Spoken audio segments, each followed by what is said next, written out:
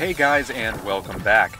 On today's episode, we're taking a look at a great little run-and-gun game from Konami called Surprise Attack, which was released in arcades back in 1990, but unfortunately never made its way at any of the home consoles back at the time.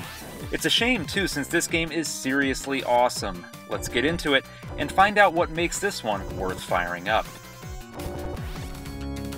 The game opens with a pretty great opening cutscene that'll get you briefed on your upcoming mission, which basically consists of grabbing up bombs before the timer runs out and making it to the end of the stage safely, all while blasting hordes of space terrorists to bits and taking on the occasional boss.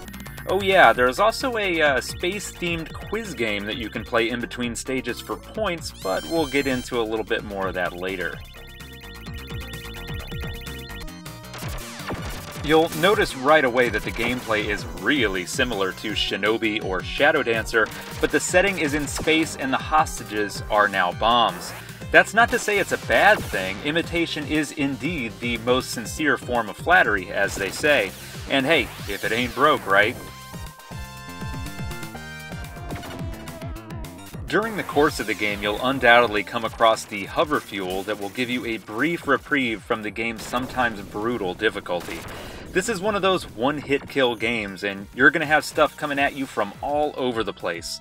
The fuel will envelop our protagonist in a lightning-style barrier, and you'll be able to fly freely through the level for a brief moment, taking out anything in your path.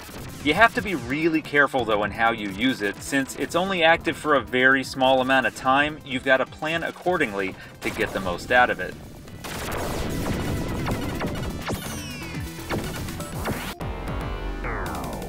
Speed is important in Surprise Attack too, since that's how you're ultimately graded at the end of each level. And if you're anything like me, you're going to want to shoot for high speed dude every time.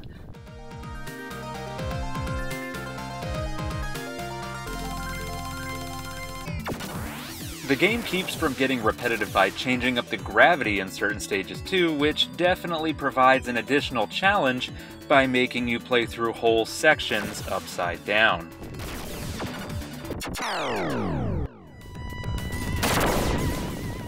In addition to that, you've got the super bizarre trivia game between stages, as I had mentioned earlier. This consists of questions relating to space and sci-fi pop culture, and it can net you some additional points and extra lives. It's a bit awkward since you have to answer 10 of them correct to finish it, and that means it goes on for far longer than it should, and it can really kind of take you out of the flow of the game. Even still, it is kind of fun to see if you can get all 10. Man, I love the graphic style in this game. It just screams late 80s, early 90s, 16-bit beauty. The environments are all really clean and sharp looking, as are the enemies and bosses. Music and sound effects are kick-ass in this one too, and it may be its biggest selling point for me personally. The little scenes before each stage showing your progress come with a really cool little song that helps get you psyched to take on the next level and blast some more of those space terrorist asses. Check it out.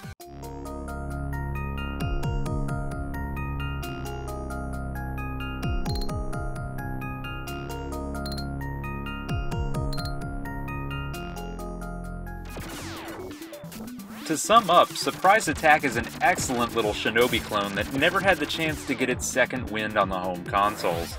Great controls, stellar graphics, and an amazing soundtrack make this one a criminally underrated gem that should be enjoyed by anyone that's a fan of the original Shinobi. As always, thanks for watching, subscribing, and of course commenting, and until next time, stay classic.